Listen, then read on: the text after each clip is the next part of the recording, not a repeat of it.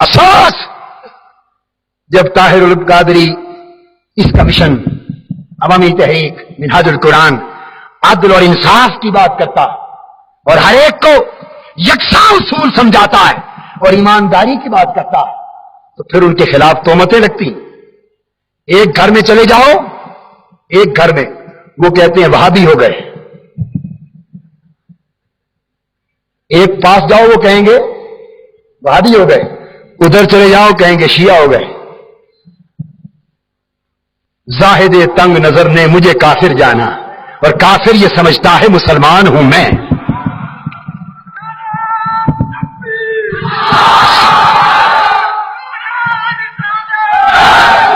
ہمارا درد ہم نے بریلویت کریے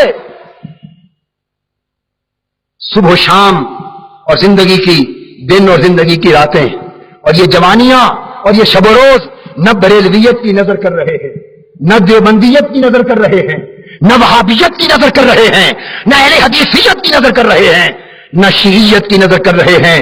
ارے یہ دھندے تمہیں مبارک, ہمیں تو فکر یہ ہے کہ مصطفیٰ کی امت سمجھ جائے, آقا کا دین اٹھ جائے, حضور کا دین زندہ ہو جائے, اسلام کا جھنڈا بلند ہو جائے, میرے آقا کی امت ایک جسم بن جائے, ایک جان بن جائے.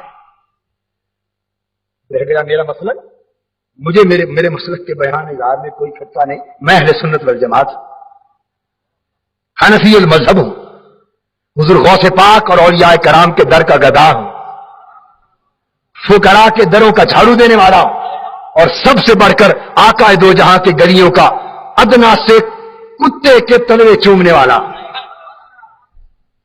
میرا تو مشرب یہ فقط یہ کہتا ہوں کہ لوگوں یہ وقت کب آئے گا جب تم فرقہ واریت کی جنگ سے نکل کر ذرا وسیع پیمانے پر آقا کی پوری امت کی سوچ رکھنے والے بن جاؤ گے. یہ وقت کب آئے گا جب تمہاری نظر ان جھگڑوں سے اٹھ کر پورے اسلام کو بلند کرنے کی طرف اٹھے گی.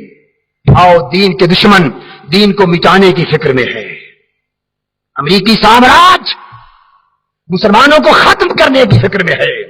روسی سامراج, اسرائیلی سامراج اور ہندو سامراج اسلام کا شیرازہ منتشر کرنے کی فکر میں ہے. اور تم ابھی بھی سمجھنے اور ہوش کرنے کا نام نہیں لے رہے. ہمارا پیغام تو فقط یہ ہے بھئی, تم سنی بھی ہو, تم شیعہ بھی ہو, تم بریلوی بھی ہو, دیوبندی بھی ہو, اہل حدیث بھی ہو, بھئی سب کچھ رہو اور سب کچھ رہنا تمہیں نصیب. مگر ہم یہ نہیں روکتے کہ یہ نہ بنو, یہ کہتے ہیں کہ یہ بنو, پر ان سے اونچے مصطفیٰ کے غلام بھی بنو, مسلمان بھی بنو, اسلام کا جھنڈا اٹھانے والے بھی بنو.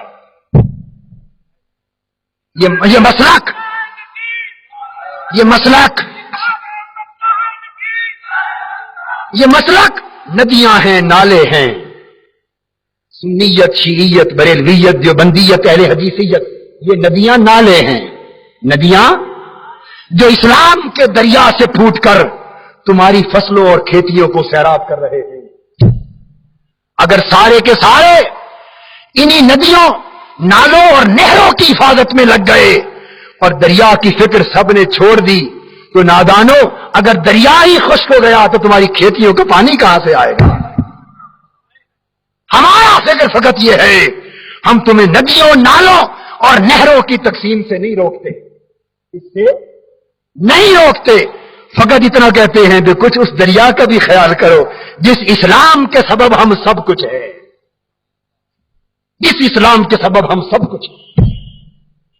تو میں عرض کر رہا تھا کہ اسلام کا تحفظ اس بات کا متقاضی, دین کا تحفظ اس بات کا متقاضی ہے کہ اس ملک سے شان رسالت مآب, شان صحابہ اور شان اہل بیت کی گستاخی کے تصور کو کلیتاً ختم کر دیا جائے. ادب اور احترام.